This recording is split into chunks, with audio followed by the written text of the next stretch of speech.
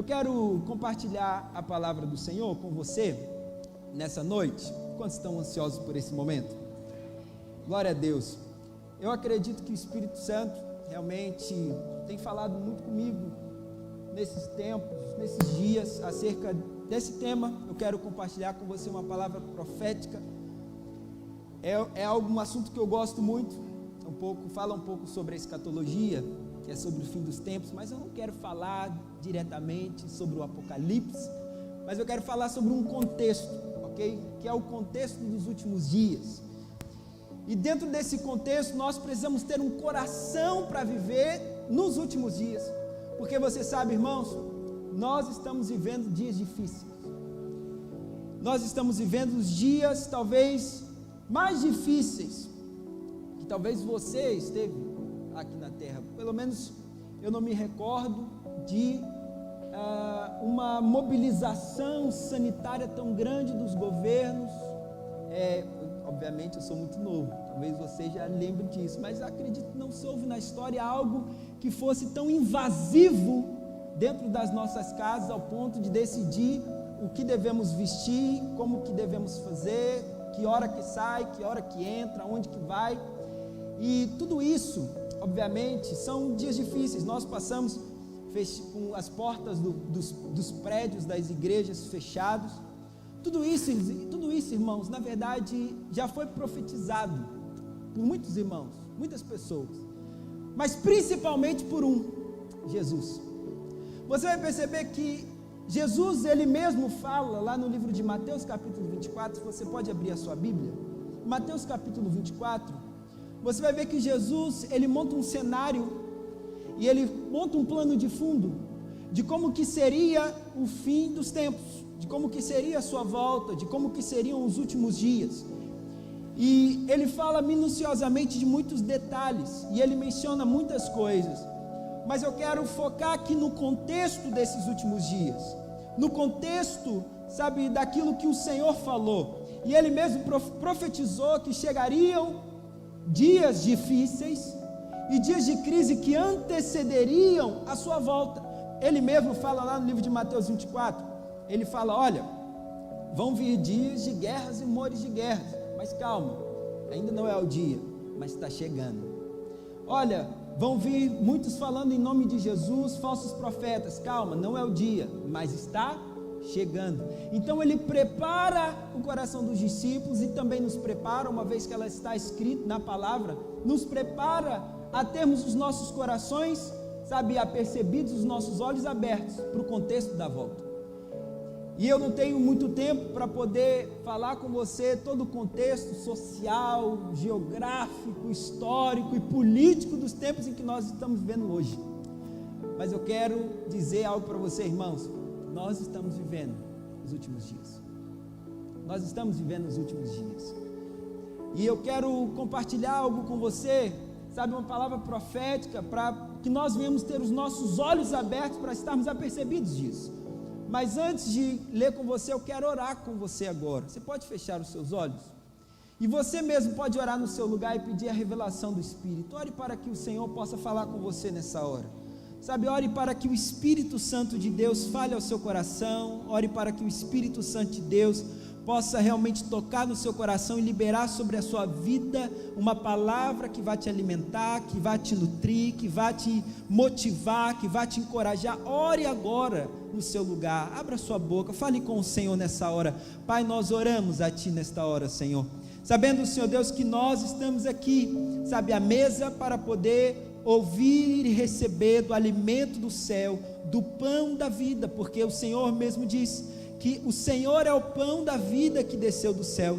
E uma vez que nós nos alimentamos do Senhor, que comemos a sua carne, bebemos do seu sangue, nós somos alimentados. Por isso, Senhor, que o Senhor venha nos alimentar nesta hora, porque cremos que essa palavra é a sua palavra, que é inspirada pelo Senhor, que é útil para o ensino, útil para a repreensão, útil para a correção, e útil, Senhor Deus, para nos mostrar, sabe, o que devemos, o que devemos crer e onde crer, e assim, Senhor Deus, moldar o nosso coração ao seu. Esse é o desejo do nosso coração, Deus, estarmos cada vez mais parecidos contigo. Por isso, nessa hora, fala conosco, em nome do Senhor Jesus. Se você crê, diga amém. Mateus capítulo 24, versículo 37. Mateus capítulo 24, versículo 37. Olha o que a palavra de Deus diz no livro de Mateus capítulo 24. Nós vamos projetar, tem como projetar, John? Mateus 24, 37. Também abra a sua Bíblia, ok? Mas eu quero ler numa versão com vocês. Mateus 24, 37. E a palavra de Deus diz assim: pois assim como foi nos dias de Noé, também será a vinda do Filho do Homem. 38.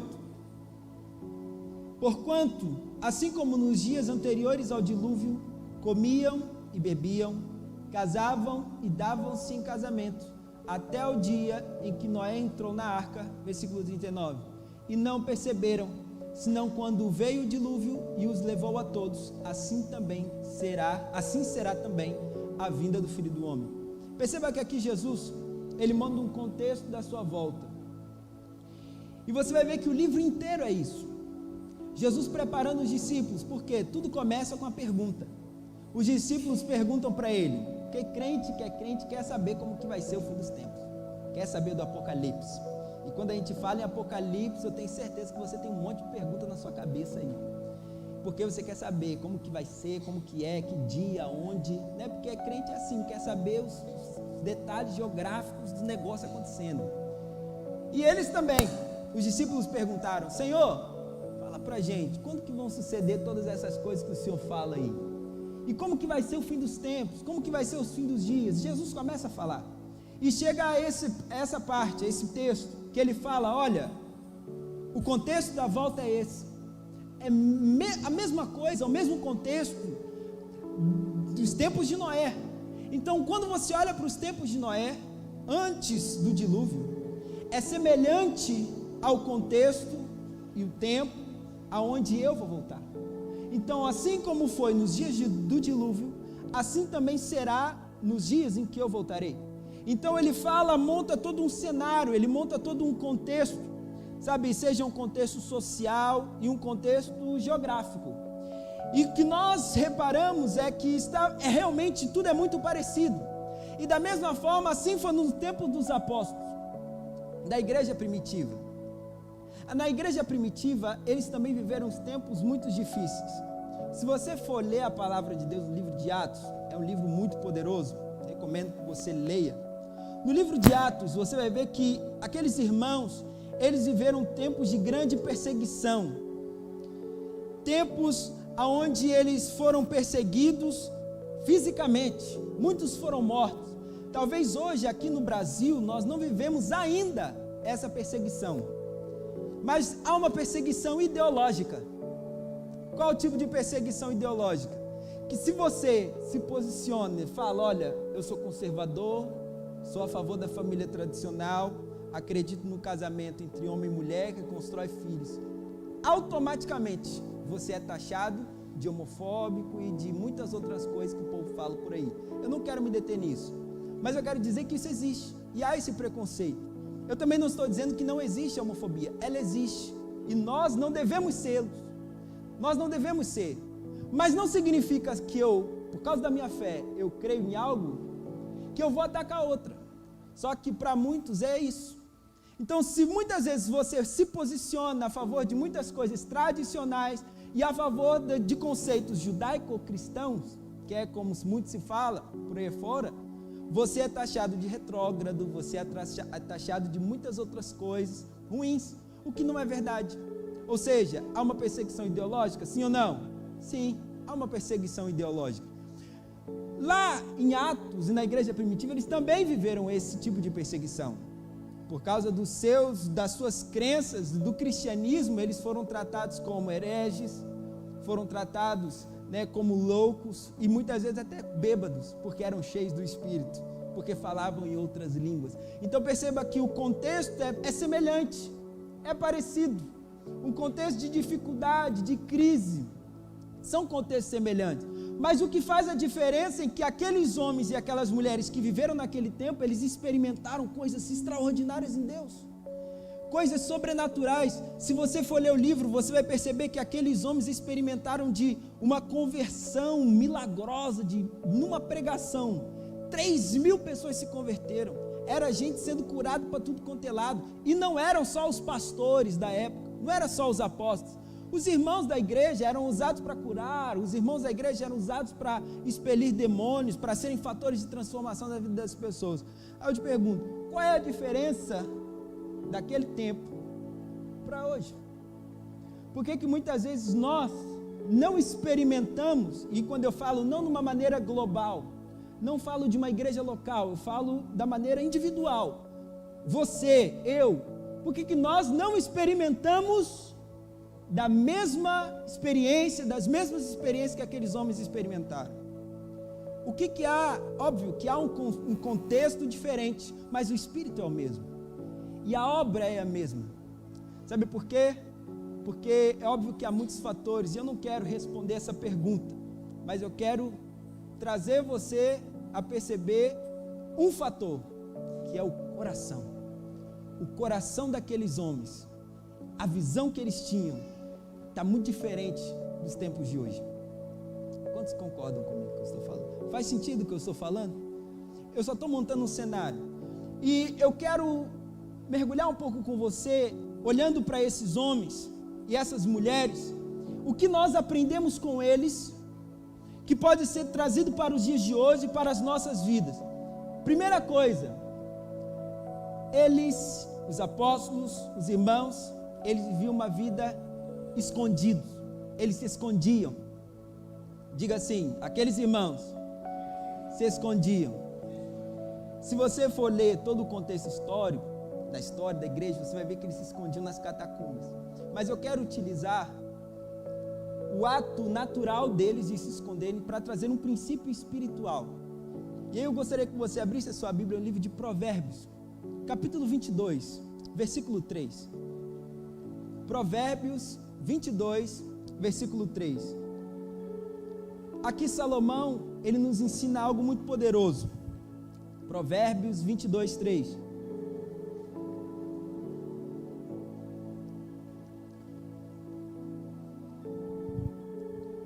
Olha o que a Bíblia vai dizer: o prudente vê o mal e esconde-se, mas os simples passam adiante e sofrem a pena. Em outra versão, que é uma versão ainda melhor, diz: olha, o prudente, o sábio, vê o perigo e se esconde, mas o insensato, ele o enfrenta e sofre as consequências. Aqui o provérbio, Salomão, ele está querendo nos ensinar algo. Ele fala: olha, se você estiver diante de um perigo, se você estiver diante do mal, se esconda, não encare, não enfrente, esconda-se. E aqui nós percebemos que para vivermos em tempos difíceis, nós precisamos estar escondidos.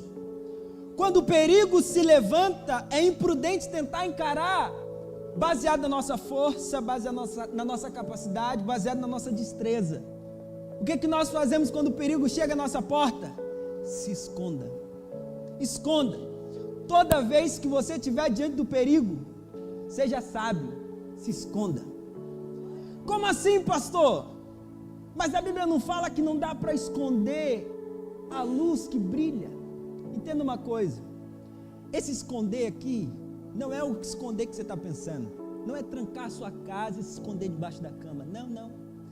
O que significa esse esconder aqui? A palavra diz, lá no livro de Mateus, capítulo 6, versículo 6, Jesus ele fala sobre esse esconder. O que significa esse esconder? O que é esse esconder? Mateus capítulo 6, versículo 6, olha o que a Bíblia vai dizer, olha o que Jesus vai dizer no Sermão da Montanha. Tu, porém, quando orares, entra no teu quarto, fecha a porta, e orarás a teu pai que está em secreto, e o teu pai que vê em secreto te recompensará. Todas as vezes que você estiver diante de um perigo, se esconda, vá para o secreto. Aqui, Salomão ele fala justamente isso. Ele diz: olha, todas as vezes que você estiver diante do perigo, não encare, se esconda, porque quando você está escondido, o mal ele não pode pegar. quando você está escondido, o perigo não pode te alcançar. E os perigos da vida, irmão, são para todos, para todos. Os perigos da vida, eles estão para todos que estão debaixo do sol. Doenças, demissão de emprego, crise na família, é o filho que não obedece, às vezes o marido que não presta, às vezes são pais ineficientes com os seus filhos, às vezes você tem dentro da família pais e mães que não honram seus filhos, filhos que não honram seus pais, crise financeira, crise no trabalho, isso está para crente e para não crente também. Jesus fala, olha, no mundo tereis aflições, mas tem de bom ânimo. São os perigos da vida, é o dia mau, ele vem para qualquer um, para todo mundo. Mas você sabe qual é a diferença daquele que é filho e daquele que não é filho? Todos enfrentam os perigos da vida, mas aquele que é filho, ele tem a garantia de um esconderijo. Aquele que é nascido de novo, ele tem a garantia de que há um lugar, nesse esconderijo, ele vai encontrar salvação. E que nesse esconderijo, ele vai encontrar provisão. Que nesse esconderijo, ele vai encontrar, sabe, um Deus altíssimo, que está pronto a fazer ele descansar e permanecer em paz. Essa é a nossa diferença, irmãos. Essa é a diferença daqueles que têm, sabe, o Espírito e aqueles que não têm. Aqueles que têm um lugar para se esconder. Fala para essa pessoa que está do seu lado, diga assim, você tem um esconderijo. E aonde que está na Bíblia isso? Qual é a garantia? Salmos capítulo 91. Esse salmo você conhece. Como é que ele diz? E aquele que habita no esconderijo do Altíssimo e descansa à sombra do Onipotente. 2 pontos. Ele começa dizendo a garantia do que você encontra nesse esconderijo. Então, nesse esconderijo, você encontra proteção da peste perniciosa. Nesse esconderijo, você encontra proteção e garantia de que 1000 pessoas podem cair ao seu lado, 10.000 à sua direita, mas você não será atingido. Aonde? No esconderijo. Nesse esconderijo, você tem garantia de encontrar amor, porque a mim se apegou com amor. Eu livrarei, poloei a salvo. Nesse esconderijo, você encontra salvação. Nesse esconderijo, você encontra provisão. Nesse esconderijo, você tem a garantia de que está salvo. É por isso que é sábio, nos tempos de perigo, se esconda. Se esconda. Se esconda. Não fique exposto. Mas qual é o problema de muitos cristãos? É o mesmo problema de Adão, que ao invés de se esconder nele, se esconde dele. Adão, lá no início, todos os dias, na viração da tarde, viração do dia, mais ou menos no finzinho da tarde, se reunia para ter comunhão com o Senhor. Mas teve um dia que ele não fez isso, que ele pecou. Os olhos dele se abriram, ele percebeu a sua condição, que estava nu. Quando o Senhor chega, ele não vai. Quando o Senhor chega, ele não está lá. O que ele faz? Ele se esconde. E muitas vezes nós nos escondemos de Deus. E às vezes inconscientemente. Todas as vezes que você deixa de orar, deixa de ter uma comunhão com Deus, você está se escondendo de Deus. Muitas vezes por causa da condição. Tem muitas pessoas que não buscam a Deus porque têm medo de Deus. Porque se sentem tão sujos, tão condenados, tão incapazes, que não têm condição de se chegar até Deus. Mas a verdade, irmãos, é que uma vez que o sangue de Jesus está sobre você, e a cruz foi posta sobre você, você tem livre acesso ao Pai. Ah, pastor, mas você não sabe o que eu fiz. Eu não quero saber o que você fez, eu quero saber o que Ele fez. Porque, irmão, se tem uma coisa que eu não me preocupo. E nem o próprio Deus, muitas vezes, se preocupa mais com o seu pecado. Ele se preocupa com aquilo que está sobre você, que é o sangue de Jesus. Eu não estou dizendo que Deus não se preocupa com o pecado, senão já vai fazer isso aí na internet aí, pastor, prega heresia. Não, Deus se preocupa, mas Ele se preocupa mais com você do que com o pecado. Quantos conseguem compreender isso? Não, senão vai falar pastor Leonardo, o pastor Bruno falando besteira lá. Brincadeira, só para quebrar o gelo. Mas entenda uma coisa, que todas as vezes que você estiver em perigo, não se esconda de Deus. Não nega a Deus, vá até Ele, se esconda nele. Todos nós estamos em perigo iminente todos os dias. Todos os dias, irmãos. Todos os dias. Às vezes, só por causa do Covid, às vezes usar máscara, a gente pensa que a qualquer momento a gente pode pegar Covid, mas antes do Covid a gente estava com perigo todos os dias também. Se a gente vê aí diversas tragédias, você pensa, quem imaginou que um dia uma cantora super famosa pegava o avião, caiu e morreu? Um acidente de carro. É perigo todo dia. Mas entenda uma coisa, todas as vezes que você lembrar do perigo, lembre que você tem um esconderijo. E quando você está nesse esconderijo, o perigo não pode tocar você. Um dia falavam para mim assim, olha, quando você for orar, você não fala muito alto. Por quê? Porque quando você está orando e falando com Deus, o diabo, ele ouve. E ele vai te tentar naquilo. Eu não sei se alguém já falou ou já ouviu isso. Eu nunca entendi isso. Por que eu não posso orar? Porque o diabo vai ouvir e vai me tentar naquilo que eu falei. Só que aqui Jesus, ele fala que quando você fecha a porta do seu quarto, abre a porta, fecha a porta, entra lá, se ajoelha, fica em pé, anda, deita, só não pode dormir, né? Mas você está ali no seu momento, não importa como, o que importa é que ore. Quando você está lá, você entra numa dimensão diferente. A Bíblia fala que você entra no secreto. Você está no secreto. E o único que pode ver no secreto é o Senhor.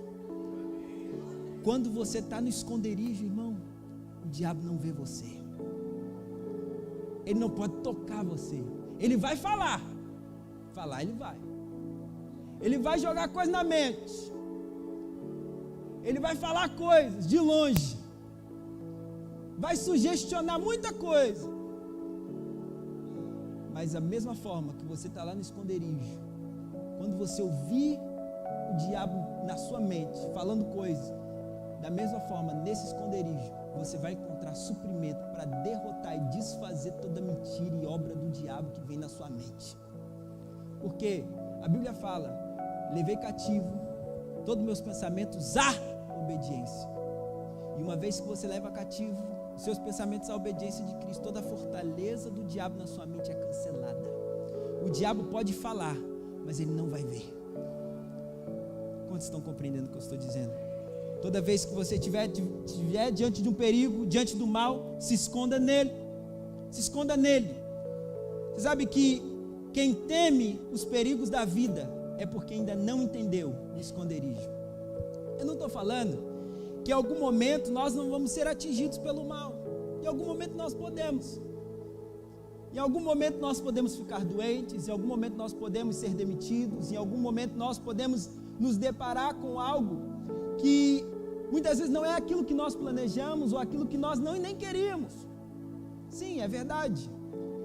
Mas quando você está diante de uma situação, você está nesse esconderijo, você não teme. Sabe por quê? Porque você sabe que ainda que o dia mal venha, ainda que se levante muitas coisas terríveis para nos afetar, para te destruir, quando você está no esconderijo, você sabe que lá existe alguém que está guardando você, guardando o seu coração, sabe que está guardando a sua família. É por isso, irmãos, que nós precisamos todos os dias estarmos conectados e dentro do esconderijo. Ah, pastor, mas isso é automático. Se eu nasci de novo, eu estou nesse esconderijo, é automático. Na teoria sim, mas na prática é um pouco diferente. Porque você sabe, as promessas de Deus, descritas na Bíblia, ainda que elas sejam automaticamente colocadas em nós precisamos exercer a nossa função de fé. E o que é a fé? É ficar sentado, esperando acontecer. É isso, irmão? Não. A fé é de uma maneira ativa. Você tomar para si aquilo que o Senhor já liberou.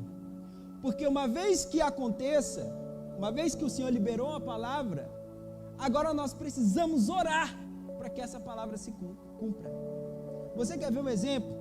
Lá no livro de Daniel, capítulo 9, você vai perceber isso. Daniel, capítulo 9, versículo 2. Olha o que a Bíblia diz. Projeta para a gente, por favor. Daniel 9, 2. No primeiro ano do seu reinado, eu, Daniel, entendi pelos livros que o número de anos de que falara o Senhor ao profeta Jeremias, que haviam de durar as assolações de Jerusalém, era de 70 anos. Olha o que a palavra de Deus a dizer. Daniel estava lendo o livro do profeta, e ele teve uma revelação de uma profecia do profeta Jeremias. Ele entende que o tempo de cativeiro eram de 70 anos. Deus falou, Deus liberou 70 anos. Qual é a primeira coisa que Daniel podia ter feito? As contas. Espera aí, a gente está aqui há 35, faltam 35 ou 60, ele poderia ter feito as contas, mas não foi isso que ele fez. Ele não olhou para a coisa natural. Olha o que ele fez, versículo 3, passa para mim. Voltei o rosto ao Senhor Deus, para o buscar com oração e súplicas, com jejum, pano de saco e cinza. Sabe o que significa?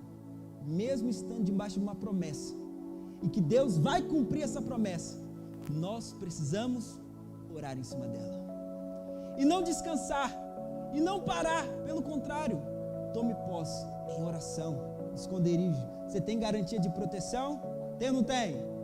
Ore para que essa garantia se cumpra. Eu não estou falando que se você não orar não vai se cumprir, não, mas de uma maneira ativa. Tome posse disso, aquilo que o Senhor já liberou sobre a sua vida através da cruz. E quando nós estamos no esconderijo, nós recebemos isso. Quantos compreendem o que eu estou dizendo? Quando aqueles irmãos estavam escondidos nas catacumbas, do lado de fora, eles estavam sendo perseguidos, muitos sendo mortos. Mas enquanto eles estavam lá dentro, eles sabiam que ali era o local onde eles estavam guardados. Quantos compreendem o que eu estou falando? Segunda coisa, olhe para o céu. Mateus capítulo 24, 38 a 39, nós lemos esse texto. Aí na sua Bíblia, você vai perceber que Jesus ele fala algo muito interessante. Ele diz, olha, o tempo da minha volta, o mesmo contexto, vai ser parecido com um dos dias de Noé. As pessoas vão estar comendo, bebendo, casando, dando-se em casamento, antes do dilúvio. Assim será a minha vinda, a vinda do Filho do Homem. Quando eu li essa passagem, eu sempre me perguntava, o que há de errado em comer, beber e casar? Fala sério, eu acho isso muito bom. Você comer não é bom? É bom, irmão. É pecado comer? Demais, além da conta. Não é pecado. Mas sabe o que Jesus ele estava querendo dizer ali? Que não necessariamente seria um tempo de pecado, porque o pecado já existe desde o início dos tempos. Ele está querendo dizer que o contexto da sua volta seria um contexto onde as pessoas estavam mais preocupadas com as coisas naturais, como beber, casar e comer, do que com as coisas que são do céu, com as coisas que são sobrenaturais. E você entendendo isso, olhando para os dias de hoje, irmãos, as pessoas só querem saber das coisas naturais. E quando eu falo das coisas naturais, negligenciando as do céu, eu estou falando de crente, nascido de novo, dentro da vida da igreja. De uma maneira geral, hoje, você percebe que as pessoas estão mais preocupadas com a prosperidade, coisas naturais, de edificar coisas naturais, do que muitas vezes de olhar para as coisas que são do céu. Então, da mesma forma que foi nos tempos de Noé, em que as pessoas estavam mais preocupadas em comer, beber e casar, assim vai ser nos tempos em que Jesus vai voltar. Eu quero te dizer, irmão, e alertar você com uma palavra profética: nós estamos vivendo os últimos dias. Nós estamos vivendo os últimos dias. Hoje, o que se tem falado na internet é: seja feliz. O que você tem que fazer? Faça e seja feliz, não importa o que as pessoas pensem de você. Sempre coisas naturais. O que tem engajamento hoje, na internet, em muitas outras coisas, entretenimento, coisas naturais, coisas que não têm muito sentido. Falar de oração hoje é dislike. Falar de oração hoje não tem, muito proveito. Falar de vida com Deus, as pessoas não querem saber muito disso. Por quê? Porque as pessoas estão preocupadas em comer, beber e dar-se em casamento. Quantos compreendem o que eu estou falando? Faz sentido o que eu estou falando? E foi isso que Jesus fala, e é isso que Jesus nos alerta. Ele fala: olha, assim como nos tempos de Noé, assim será nesses tempos. Nos tempos de Noé, quem se preocupava com coisas naturais morreu nas águas. E não experimentaram do mover de Deus naquele tempo. O mover de Deus naquele tempo era o quê? Entrar na arca. Qual era o mover de Deus naquela época? Construir arca, entrar na arca. Esse era o mover de Deus. Só que as pessoas não queriam saber de construir arca, não queriam saber de entrar na arca. Quem não entrou, morreu nas águas. Assim também nos tempos dos apóstolos. Lá em Atos capítulo 5, versículo 1, você vê a história de Ananias e Safira. Em Atos capítulo 5, você vê um mover extraordinário na vida da igreja, que eles começaram a vender os seus bens e a distribuir e repartir entre todos da igreja, entre os pobres. E quem tinha propriedade vendia e repartia, e quem não tinha recebia. Um mover da igreja inteira. E um casal que estava vendo esse mover pensaram: vamos fazer também. Por quê? Só a gente que não vai fazer? Fala sério, está todo mundo fazendo, vamos fazer também. Eles venderam a propriedade deles, só que eles fizeram algo. Eles deram apenas uma parte. A outra eles esconderam. Por quê? Porque eles não estavam preocupados de fato em entrar no mover. Eles estavam preocupados com o que iam falar deles se eles não tivessem feito, se eles não tivessem vendido. Ou seja, aparência. Quando eles fazem isso, eles estão mostrando um coração. Que tipo de coração? Um coração completamente materialista e natural. E sabe o que muitas vezes nos impede de vivermos o sobrenatural de Deus? O coração material e natural. O que nos impede de vivermos o sobrenatural do Espírito na nossa vida? Quando o nosso coração está cheio de coisas naturais. As duas coisas não podem andar juntas. Ou você é natural, ou você é sobrenatural. Eu não estou falando que você não vai construir casa, que você não vai comprar um carro, que você não vai viajar. Não estou falando isso, pelo contrário. Faça isso, desfrute disso. A Bíblia fala: se creres, comereis o melhor dessa terra. Mas não exclua a outra parte, que o melhor dessa terra não se compara com aquilo que é do céu.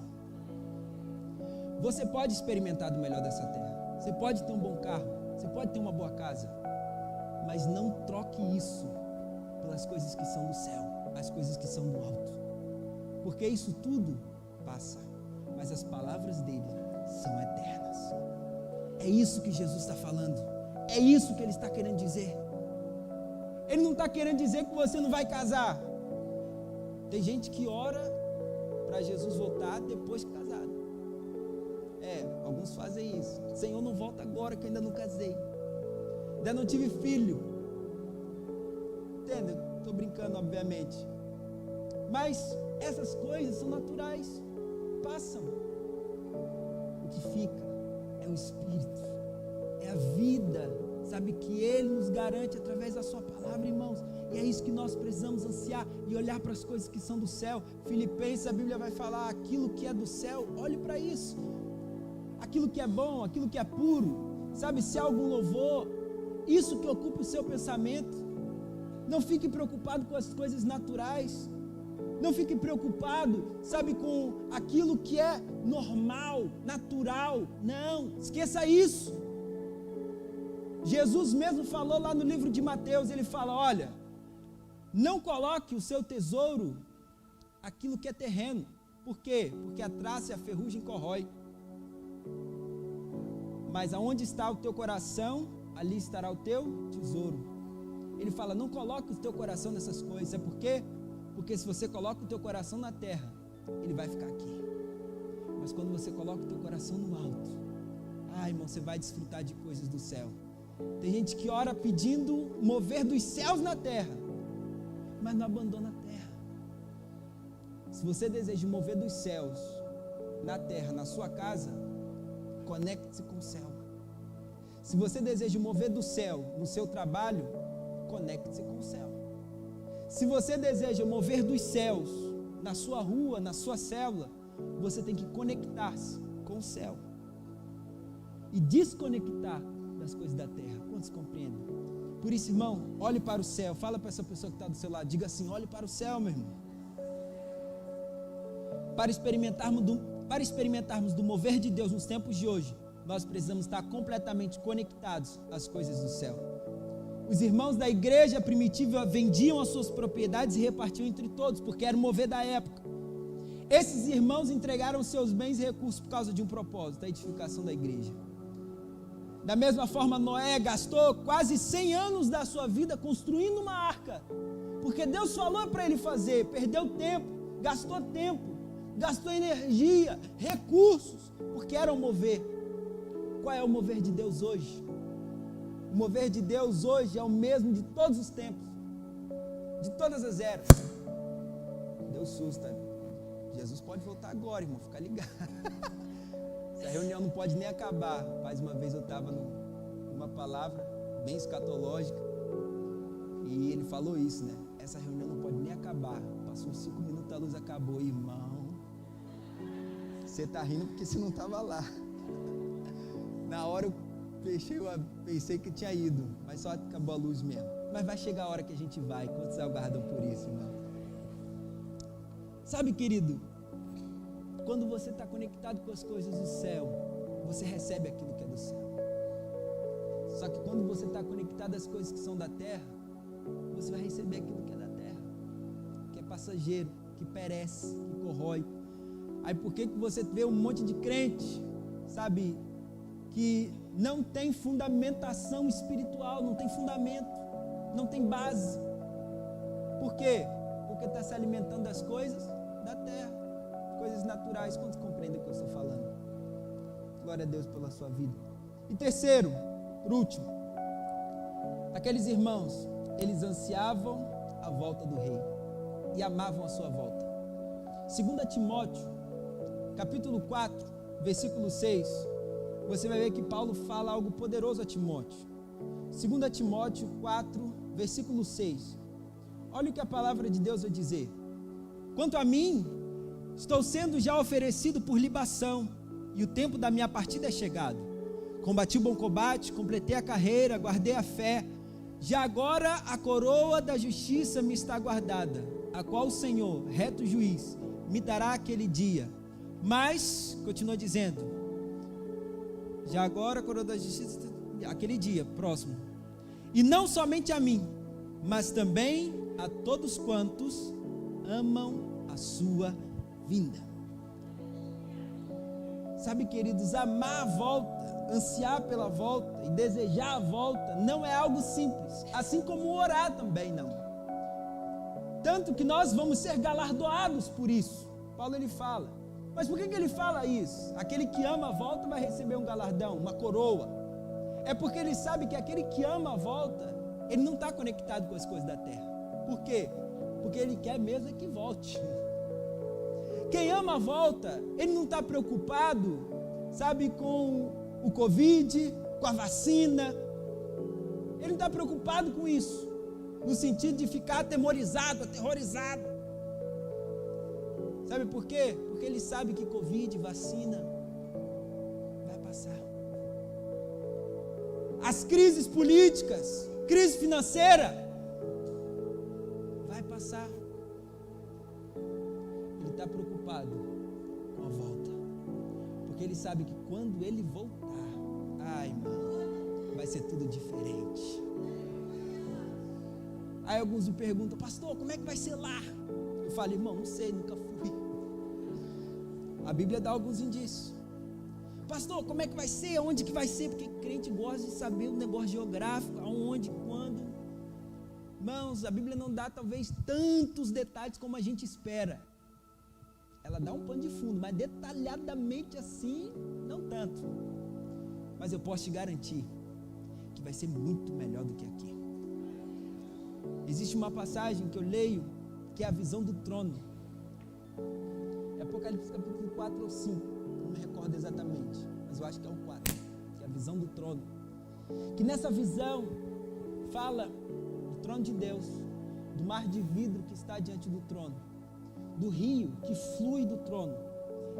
E diante do trono, há 24 anciãos e seres viventes que clamam diariamente: Santo, Santo, Santo é o Senhor. Eu fico imaginando João, me imaginando no lugar dele, olhando para aquele local. Eu fico imaginando toda a igreja, você lá, de branco, cantando junto com eles: Santo, Santo, Santo é o Senhor. Irmãos, não haverá dias melhores do que aqueles. Nós precisamos ansiar por essa vinda, ansiar por essa volta, porque sabemos que hoje o reino dele é completo dentro de nós. Jesus, ele falou que o reino dele está no coração daquele que crê, mas ainda não é pleno de uma maneira geral. O mundo, você não vê um governo pleno de Jesus, porque se fosse seria bem diferente. Dentro de nós ele existe, mas o que nós precisamos ansiar é quando esse governo, esse reino vai sair dos nossos corações de uma maneira prática e vamos experimentar todos juntos, unidos às vistas. Irmão, será um dia glorioso. E nós precisamos ansiar por isso e lembrar disso, porque a gente se esquece. E não é fácil por causa disso, porque a gente esquece disso. A gente esquece. A gente esquece muitas vezes de estarmos no secreto, porque no dia que o perigo vem mesmo, de verdade, você até esquece que tem esconderijo. Mas eu estou aqui como um profeta da parte de Deus para te lembrar. Eu não estou aqui para te condenar, eu estou aqui para dizer que há um esconderijo, que há um céu, que há um rei, e ele vai voltar, vai buscar você, vai tratar você, vai limpar você, e nós precisamos olhar para ele. Quantos compreendem o que eu estou dizendo, irmão? E é por isso que nós precisamos estar com os nossos corações queimando por esta volta. Eu não estou falando que você agora tem que deixar, largar tudo da sua vida, a não ser se ele falar. Mas eu não estou falando que você tem que largar o seu trabalho, sabe, que você tem que deixar de sair, de viajar. Não, eu não estou dizendo isso. Faça tudo isso olhando para o céu. Faça tudo isso olhando para a promessa de que você não é daqui, e a verdade é que você não é daqui, você não pertence a esse mundo, você pertence a um outro reino, a uma outra esfera. A sua constituição, sabe, não é a Constituição brasileira, a sua Constituição é a Constituição do céu. Mas a gente está tão preocupado às vezes com coisas naturais do que com coisas espirituais. Você quer ver um exemplo? Eu fico vendo às vezes na internet. Eu sou alguém um pouco desconectado das coisas na internet, mas às vezes eu fico observando que tem gente que torce por um desconhecido, uma pessoa que ela nunca viu na vida, ganhar R$1,5 milhão no reality show e fica torcendo, coisa natural, coisa completamente natural. E está tão focado nisso, o cara move a vida dele para torcer para aquela pessoa. Eu fico, gente, isso é perda de tempo completo. Não estou acusando se você vê, se você não vê. Não é isso que eu estou falando, não. O que eu estou querendo dizer é que você não deve se preocupar, irmãos, com as coisas que são naturais, com as coisas que vão passar. com as coisas que são terrenas, mas olhar para o céu. Porque quando nós olhamos para o céu, sabe, aí eu quero fazer um link com a palavra de semana passada. Eu não estava aqui, mas eu ouvi a palavra, tudo dai graças. A pessoa que está conectada com o céu, sabe, ela é contente com tudo. Eu sei viver no pouco, mas eu também sei viver no muito. Sabe por quê? Porque o meu reino é o céu e lá tem tudo. Esse ano viajou. Não viajou, também tem problema. Mas eu quero dizer, irmãos, nós estamos debaixo de uma palavra, que esse ano vai ser um ano da aceleração. E quando nós falamos de ano da aceleração, não é algo só material. Vai ser material também. Mas eu acredito que a materialização daquilo que o Senhor vai fazer através de você será uma consequência da sua aceleração espiritual. Porque eu creio, irmãos, que o Espírito Santo vai fazer com que você, a partir de hoje, tenha uma fome, uma sede de buscar a Ele, de entrar no secreto, olhar para as coisas que são do céu, clamar por essa volta. Porque, irmãos, quando nós experimentamos disso, nos conectamos completamente com o céu, coisas extraordinárias acontecem. Não só em nós, mas através de nós. Porque antes de Deus fazer algo através de você, Ele vai fazer algo em você. Ele vai trabalhar na sua vida. Quantos compreendem o que eu estou dizendo? E eu quero orar pela sua vida nessa hora.